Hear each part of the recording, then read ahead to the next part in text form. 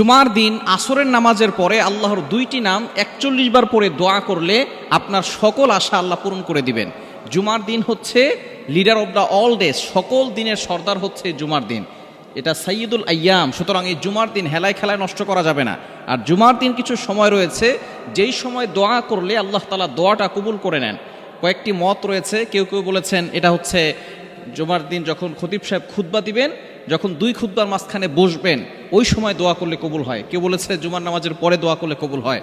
তবে বিশুদ্ধ মত ইমাম আবু হানিফা রহমতুল্লাহ আলাইহি জানিয়ে দিয়েছেন, আসরের নামাজের পরে মাগরিবের পূর্বে যদি কোনো ব্যক্তি দোয়া করে আল্লাহ তাআলা তার দোয়াগুলো অ্যাকসেপ্ট করে নেন, কবুল করে নেন।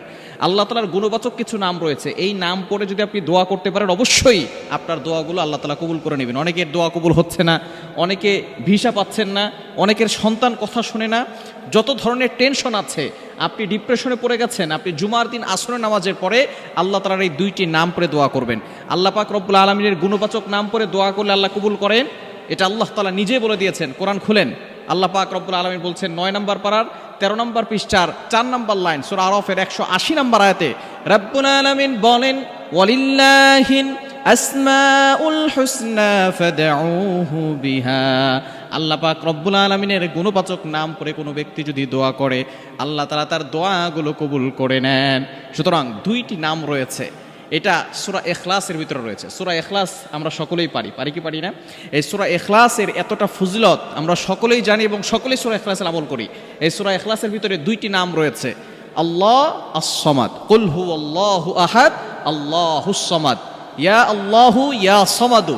এটা যদি আপনি ৪১ বার পড়তে পারেন জুমার দিন আসরের নামাজের পরে, প্রথমে ৩ বার দুরূদ শরীফ পড়বেন, শেষে ৩ বার দুরূদ শরীফ পড়বেন। দুরূদ শরীফ কেন পড়বেন? কারণ দুরূদ শরীফ পড়লে আল্লাহ পাক রব্বুল আলামিন এই দুরূদ শরীফ পড়ার পরে দোয়া করলে সেই দোয়াটা আল্লাহ তাআলা অ্যাকসেপ্ট করে নেন।